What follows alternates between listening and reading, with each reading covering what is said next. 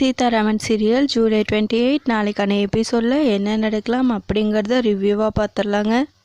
சித்தி பேச்சை அப்பாவும் சித்தப்பாவும் மீறிட்டாங்க அப்படின்னு ராம் சொல்லிகிட்ருக்க, பாயிண்ட் பாஸ், இனிமேல் அதனால் நீங்கள் தான் எல்லாமே.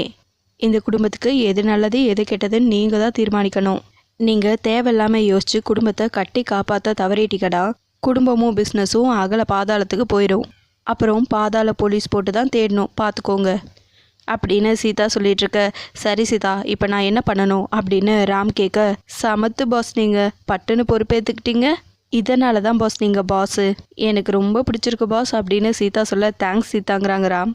பாஸ், நீங்கள் முதல்ல செய்ய வேண்டியது, அதாவது அர்ஜெண்ட்டாக செய்ய வேண்டியது, மீராக்காக்கும் சத்யாவுக்கும் கல்யாணம் பண்ணுவீங்களா பாஸ் அப்படின்னு சீதா கேட்க, பண்ணுவேன், கண்டிப்பாக பண்ணுவேன் சீதா, அவங்களுக்குன்னு வாழ்க்கை வேணாமா, அவங்களுக்குன்னு ஃப்யூச்சர் ஒன்று இருக்குல்ல, என்ன செய்யணும் எப்படி செய்யணும்னு என்னை கைட் பண்ணு, நான் பார்த்துக்கிறேன்னு ராம் சொல்ல, இது போதும் பாஸ், இந்த வார்த்தை இருக்கே இது கோடி ரூபாய் பெறும் அப்படின்னு சீதா சொல்லிட்டுருக்க. அப்புறங்கிறாங்க ராம்.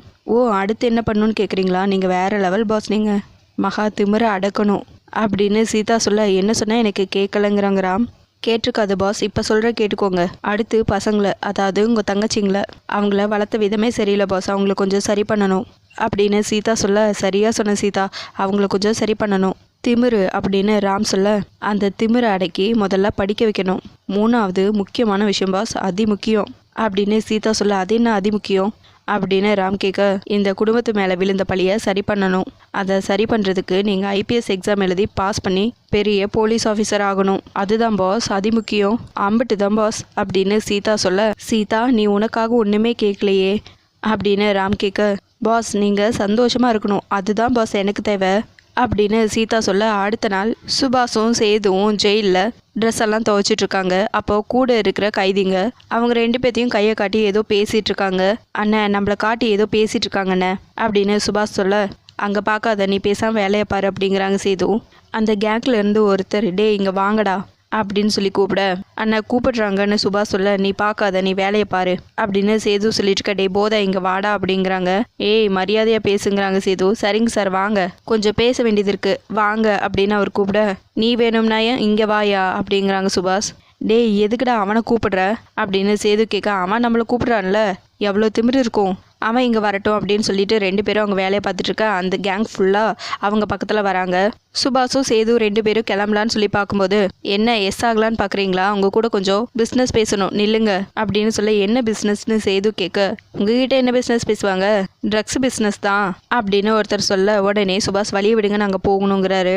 இன்னொருத்தர், தம்பிங்களா ட்ரக்ஸ் எங்கே வாங்கினீங்க, சரக்கு எப்படி இருக்கும், நல்லா தரமாக இருக்குமா, எங்களுக்கு சப்ளை பண்ண முடியுமா அப்படின்னு ஒருத்தர் கேட்டுருக்க. இன்னொருத்தர், சரக்கை ஜெயிலுக்குள்ளே கொண்டு வந்து தரணும், தர முடியுமா, ரேட்டை பற்றி பிரச்சனை இல்லை, அட்வான்ஸ் வேணாலும் கூட வாங்கிக்கோங்க, என்ன சொல்கிறீங்க அப்படின்னு மாற்றி மாற்றி கேட்டுட்ருக்க. ஏங்க நாங்கள் அந்த மாதிரி ஆளுங்களாம் கிடையாது, எஜுகேட்டட் ஃபேமிலி, பிஸ்னஸ் ஃபேமிலி அப்படின்னு சேது சொல்ல, ஓ குடும்பமாக ட்ரக்ஸ் பிஸ்னஸ் பண்ணிகிட்ருக்கீங்களா, டேய் கேட்டல அப்படின்னு சொல்லிட்டு 3 பேரும் சிரிக்கிறாங்க பயங்கரமா.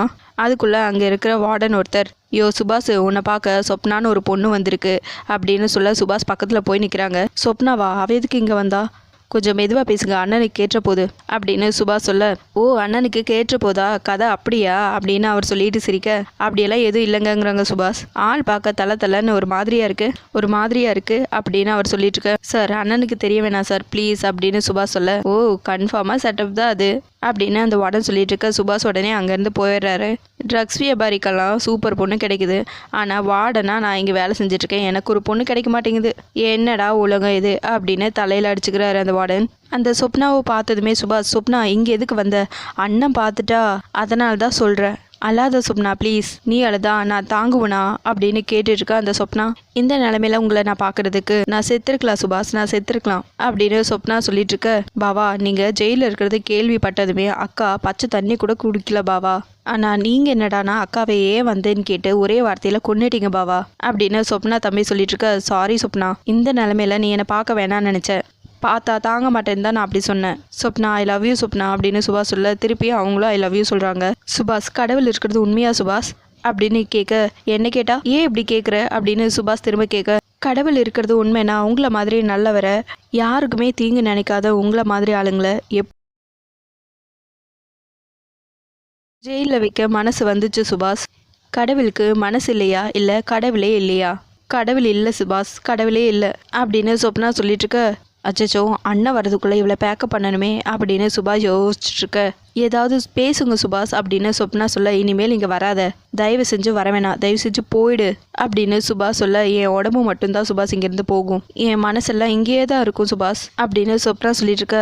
பாவா நான் வேணா உங்களுக்கு பதிலாக ஜெயிலுக்குள்ளே போட்டுமா, நீங்கள் வேணா வெளியே வந்துடுறீங்களா அப்படின்னு சொப்னா தம்பி கேட்க. இது என்ன சினிமா டிக்கெட்டா, ஏன் டிக்கெட்டில் நீ போகிறதுக்கு, டே உங்கள் அக்காவை கூட்டிகிட்டு போடா, பேபி கோ அப்படின்னு சுபா சொல்லிட்டு இருக்க. கம் பேபின்னு லவ் பண்ணிட்டு இப்போ கோ பேபியா அப்படின்னு சொப்னா சொல்ல, சொப்னா புரிஞ்சுக்கோமா, இந்த மாதிரி கைதி கோலத்தில் நீ என்னை பார்த்ததே தப்பு, நான் ஜெயிலில் இருக்கேன்னு உனக்கு யார் சொன்னது, டேய் நீ சொன்னியா அப்படின்னு சொப்னா தம்பியை கேட்க. நான் சொல்லலை மாமாங்கிறாங்க. இல்லை அவன் எதுவும் சொல்லலை, நானாக தெரிஞ்சுக்கிட்டு தான் வந்தேன். உன் வருத்தம் எனக்கு புரியுது சுபாஷ், I can understand that, but என்னால் உங்களை பார்க்காம இருக்க முடியல, என்ன பிரச்சனை வந்தாலும் பரவாயில்ல, டெய்லியும் நான் இங்கே வந்து உங்களை பார்த்தே தீருவேன் அப்படின்னு சொப்னா சொல்ல. கெட்டது போ, இப்போ என்ன பண்ணுறது அப்படின்னு சுபாஷ் யோசிச்சுட்ருக்க. கண்டிப்பாக நான் டெய்லி வந்து உங்களை பார்ப்பேன், நீங்கள் ரிலீஸ் ஆகுற வரைக்கும் நான் டெய்லி இங்கே வந்து உங்களை பார்த்துட்டு தான் போவேன் அப்படின்னு சொப்னா சொல்ல. அச்சோ அர்ச்சனாக்கு தெரிஞ்ச என்னை கடிச்சே தின்றுவாளே, செத்தோம் அப்படின்னு சுபாஷ் யோசிச்சுட்ருக்க. சுபாஷ் ஏதாவது பேசுங்க சுபாஷ், உங்களுக்கு தெரியாது எனக்கு நிம்மதியாக இருக்கும் அப்படின்னு சொப்னா சொல்ல. நீ எனக்கு கிடைச்சது அதிர்ஷ்டம், நீ கடவுள் இருக்காரா இல்லையான்னு கேட்டல, கடவுள் இருக்கார், கடவுள்னு ஒருத்தர் இருக்கிறனால தான் உன்ன மாதிரி அன்பு அழகு பாசம் இதெல்லாம் நிறைஞ்ச உன்னை எனக்கு கொடுத்துருக்காரு. இப்போ சொல்லு, கடவுள் இருக்காரா இல்லையா அப்படின்னு கேட்க வேக்கப்பட்டுக்கிட்டே அப்படியே தலையாட்டுறாங்க சொப்னா. இந்த பேச்சு தான் உங்களை என்ன லவ் பண்ண வச்சது, ஐ லவ் யூ சுபாஷ். சரி சுபாஷ் நான் போட்டுமா அப்படின்னு சொப்னா கேட்க. யோ லவ் பண்ணது போதும் போயா அப்படின்னு வார்டன் ஒரு பக்கம் சுபாஷை விரட்டுறாரு. ஏதோ ஒரு காரணத்தோடு தான் கடவுள் இருக்கார்ல, அவர் உன்னையும் என்னையும் கொஞ்ச நாள் பிரித்து வச்சிருக்காரு, இப்போ நீ போய் தான் ஆகணுமா, அது கடவுளோட கட்டளை அப்படின்னு சொல்ல. சரி நான் வரட்டுமா அப்படின்னு சொப்னா கேட்க. பாய் பேபி அப்படின்னு சுபாஷ் சொல்ல. சரி நாளைக்கு நான் வரேன் அப்படின்னு சொப்னா சொல்லிட்டு இருக்க. சொப்னா என்னை நினச்சிட்டு நீ சாப்பிடாம இருந்துடாத, நல்லா சாப்பிடு நல்லா தூங்கு, நீ வராட்டியும் பரவாயில்ல, நீ பாட்டுக்கு நிம்மதியாக அங்கே இருக்கணும், கூடிய சீக்கிரம் நான் வெளியே வந்துடுவேன், நான் வந்ததும் நேராக உன்னை பார்க்க தான் வருவேன், ஓகே பேபி. சுரேஷ் நான் வெளியே வந்ததும் சொப்னாவை எடை மிஷினில் எடை போட்டு பார்ப்பேன், 1/2 கிலோ குறைஞ்சாலும் நான் உன்னை கொன்னுடுவேன், புரிஞ்சுதா, கூட்டிகிட்டு போ, நீ போ பேபி அப்படின்னு சொல்லி அனுப்பி வைக்க. சரி நான் வரேன் அப்படின்னு சொப்னா சொல்ல. I will take care of you don't worry அப்படின்னு சொல்லிட்டு சொப்னாவோட தம்பியை கூட்டிகிட்டு போயிடுறாங்க. அப்பாடா அண்ணங்கிட்ட இருந்து இன்னைக்கு நான் தப்பிச்சிட்டேன், ஆனால் தினம் வராங்கிறாளே, கடவுளை எப்படியாவது காப்பாத்துப்பா அப்படின்னு சுபாஷ் யோசிச்சுட்டு இருக்க. பின்னாடி இருந்து வார்டன் யோ போயான்னு துரத்துறாரு. இன்னொரு பக்கம் வீட்டில் துரை ஃபோனை வச்சு என்னமோ பார்த்துட்ருக்காரு. அந்த டைமில் கரெக்டாக அர்ச்சனா வராங்க. துரையை பார்த்ததுமே போய் பக்கத்தில் நின்று, துரை நான் உங்களை திட்டுறது உங்களோட நல்லதுக்காக தான் அப்படின்னு சொல்ல. அப்படியா, சரி நானும் நல்லதுக்காக திட்டலாமா அப்படின்னு கேட்க. துரை நீங்கள் மகாவுக்கு மட்டும் அண்ணன் இல்லை, எனக்கும் அண்ணன் தான் அப்படின்னு சொல்லிட்டு இருக்க. துரை அப்படியே மைண்ட் வாய்ஸ்லேயே யோசிக்கிறாரு. நம்மக்கிட்ட ஏதோ வேலை இருக்குது, அதனால தான் இது பல்ல இழிச்சிட்டு வந்து பேசிகிட்டு இருக்கு, எப்பவும் இது மூஞ்சியில் எள்ளும் கொள்ளும் அப்படியே வெடிக்கும், இப்போ என்னாச்சு அப்படின்னு யோசிக்கிறாரு. இவங்கிட்டலாம் நான் கெஞ்ச வேண்டியது இருக்கே, என்ன பண்ணுறது, ரகசியம் தெரிஞ்சுக்கணுமே, கெஞ்சிதான் ஆகணும் அப்படின்னு அர்ச்சனா ஒரு பக்கம் யோசிக்கிறாங்க. சரி நாமளும் இதுக்கு ஏற்ற மாதிரி நடிச்சுதான் ஆகணும்னு யோசிக்கிறாரு துரை.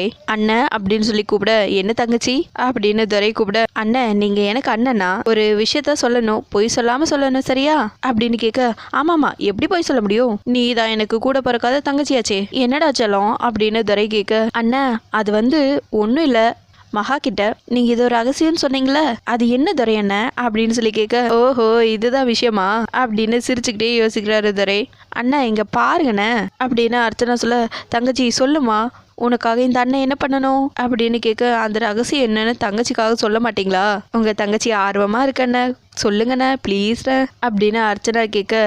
அதை நீ மகா கிட்டேயே கேளுமா அப்படின்னு துரை சொல்ல. இல்லை நீங்கள் தான் சொல்லணும் அப்படின்னு அர்ச்சனா சொல்ல. என்ன நானே தான் சொல்லணுமா, சொல்லிட்டா போச்சு அப்படிங்கிறாரு துரை.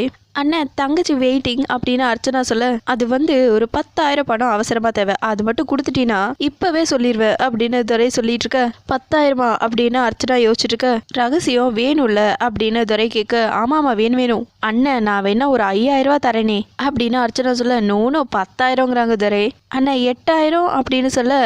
நோனோ 10,000ங்கிறாங்க துரை. குறைக்கவே மாட்டேங்கிறானே, சரி 9,000 தரேன் அப்படின்னு சொல்ல. இல்லை 10,000ங்கிறாங்க துரை. இவன் குடிக்கிற குடிக்கு 10,000 ரூபாய்க்கு இவன் கிட்னியே போகாது, இவன் வாயை திறக்க 10,000 வேணுமா திருட்டு பையன், ஓகேண்ணா நான் போய் 10,000 எடுத்துட்டு வரேன் அப்படின்னு யோசிச்சுட்டு 10,000 எடுத்துகிட்டு வரேன்னு சொல்லிட்டு அர்ச்சனா போயிடுறாங்க. ஒன்றும் அவசரம் இல்லை, 10,000 பொறுமையாக எடுத்துகிட்டு வாங்குறாங்க துரை. பரவாயில்லையே, மீன் அதுவாக வந்து சிக்குது, விட்டுறக்கூடாது, வரலாறு முக்கியம் துரை, அடிச்சு தூக்கு அப்படின்னு யோசிக்கிறாரு. அர்ச்சனா உள்ளே போன கேப்பில் துரை ஃபோனில் இருக்கிற கேமராவை ஆன் பண்ணி ஒரு ஸ்டாண்டு மேலே வச்சுறாரு. அதுக்கேற்ற மாதிரி ஒரு பொசிஷன்லேயும் வந்து நின்றுக்கிறாங்க.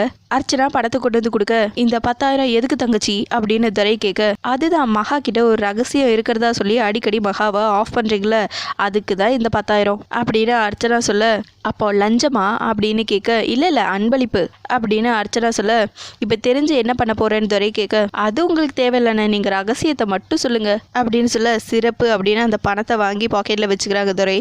அது ஒன்றும் இல்லை சிஸ்டர், அது ஒரு பயங்கரமான சீக்ரெட், அதை சும்மா சொன்னால் நல்லா இருக்குதுல்ல, ஒரு ஃபாரின் சரக்கை போட்டுட்டு அப்புறமா சொல்கிறேன், நீ என்ன பண்ணுற, சைட் டிஷ் ரெடி பண்ணி எடுத்துகிட்டு வர, சரக்கு சாப்பிட்டதுக்கப்புறம் விஷயத்த தெளிவாக சொல்கிறேன், ஓகேவா சிஸ்டர்? ஓகே தான் அப்படிங்கிறாங்க துரை. பாவி பையன் குடிச்சிட்டு தான் ரகசியத்தை சொல்வானாமே, அதுக்கு நான் சைடிஸ் வேற ரெடி பண்ணுமா, அதுவும் நல்லதுக்கு தான், குடிச்சா ஒன்று விடாமல் எல்லாம் வளரிடுவான் அப்படின்னு அர்ச்சனா மனசுக்குள்ளேயே யோசிச்சுக்கிட்டு, சரி நான் போய் சைடிஷ் எடுத்துகிட்டு வரேன்னு சொல்லிட்டு அங்கேருந்து போயிடுறாங்க. துரை ஃபோன் எடுத்து எல்லாம் கரெக்டாக ரெக்கார்ட் ஆயிருக்கான்னு சொல்லி செக் பண்ணுறாங்க. இன்னொரு பக்கம் ராம் சீதா 2 பேருமே ஜெயிலுக்கு வந்து சேதுவையும் சுபாஷையும் பார்க்கலான்னு வந்திருக்காங்க. அப்போது வெளியே நிற்கிற ஒரு போலீஸ்காரர் ஒருத்தர், ஒரு நாளைக்கு ஒருத்தர் தான் பார்க்க முடியும் அப்படின்னு சொல்ல, நாங்கள் இப்போ தான் வரோம், வேறு யார் வந்தா, சரியா பாருங்க சார், எங்கள் ஃபேமிலியிலேருந்து யாரும் வரல, நாங்கள் இப்போ தான் வந்தோம் அப்படின்னு ராம் சொல்ல, சுபாஷ் சந்திரபோஸ் தானே போதைப் பொருள் கடத்தினாரே அந்த கைதி தானே அப்படின்னு கேட்க, ஆமாம் ட்ரக்ஸ் கடத்தினது அவங்க தான் அப்படின்னு சீதா சொல்ல, சொப்னான்னு ஒருத்தவங்க அப்ளிகேஷன் போட்டு அவரை பார்த்துட்டு போயிட்டாங்க, நீங்கள் போயிட்டு நாளைக்கு வாங்கன்னு அந்த போலீஸ் சொல்ல, பாஸ் அது யார் பாஸ் அப்படின்னு சீதா கேட்க, எனக்கு தெரியலையே சீதாங்கிறாங்க ராம். சார் நல்லா பாருங்க சார், எங்கள் ஃபேமிலியிலேருந்து யாரும் வரலையேன்னு ராம் சொல்ல, அட என்னப்பா நீங்கள் அப்படின்னு சொல்லிட்டு ஒரு அப்ளிகேஷன் எடுத்து ஃபோட்டோவோட கொடுக்குறாங்க ராம் கையில். பாஸ் உங்களுக்கு தெரியுதான்னு பாருங்க அப்படின்னு சீதா சொல்ல, ராம் வாங்கி பார்த்துட்டு, என்ன சொப்னா சுபாஷ் சந்திரபோஸ், சீதா இவங்க கணவர் பெயர் சுபாஷ் சந்திரபோஸ்னு போட்டிருக்கு அப்படின்னு ராம் சொல்ல, பாஸ் உங்கள் சித்தி பேர் அர்ச்சனா தானே, இவங்க யார் பாஸ் அப்படின்னு கேட்க, எனக்கு புரியலையே சீதா. பாஸ் எனக்கு லேசாக புரியுது பாஸ், நைஸாக இது ஒரு ஃபோட்டோ எடுங்களேன் அப்படின்னு சீதா சொல்ல, ராமும் அவர் மொபைலில் எப்படியோ ஃபோட்டோ எடுத்துடுறாரு. சார் தேங்க்ஸ்னு சொல்லி சீதாவும் கொண்டு போய் அந்த அப்ளிகேஷனை கொடுத்துட்டு போயிடுறாங்க.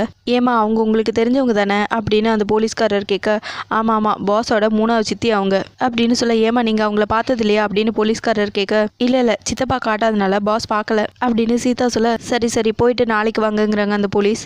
இரு அவங்க யாருன்னு எனக்கு தெரியல, எதுக்கு சித்தின்னு சொன்னேன், எதுக்கு போய் சொல்கிற அப்படின்னு ராம் கேட்க, பாஸ் ரொம்ப நாளாக எனக்கு ஒரு டவுட் இருந்துச்சு, உங்கள் சித்தப்பா தனியாக போய் மொபைலை காற்றுல வச்சு சிரித்து பேசுவார், யாராவது அந்த பக்கம் போனால் கோமா ஆஃபீஸ் கால் மாதிரி திட்டுவார், அதுதான் இதுவாக இருக்குமோன்னு எனக்கு ஒரு சந்தேகம் அப்படின்னு சீதா சொல்ல, என்ன சொல்கிற எனக்கு புரியல சீதா அப்படின்னு ராம் கேட்க, பாஸ் அந்த ஆதார் ஜெராக்ஸில் அட்ரஸ் இருக்குல்ல, அங்கே போய் நேராக பார்த்தா புரியும் அப்படின்னு சொல்ல, எங்கேங்கிறாங்க ராம். 3வது சித்தி வீட்டுக்கு பாஸ் அப்படின்னு சொல்ல, 3வது சித்தியா அப்படின்னு ராம் ஷாக்காக கேட்க, சீதா ராமையும் கூட்டிகிட்டு போகிறாங்க சொப்னா வீட்டுக்கு. இதோட எபிசோட் முடிச்சிருக்காங்க. உங்களுக்கு இந்த வீடியோ பிடிச்சிருந்தா லைக் பண்ணுங்கள், ஷேர் பண்ணுங்கள், கமெண்ட் பண்ணுங்கள், அப்படியே சப்ஸ்கிரைப் பண்ணுங்கள். தேங்க்யூ.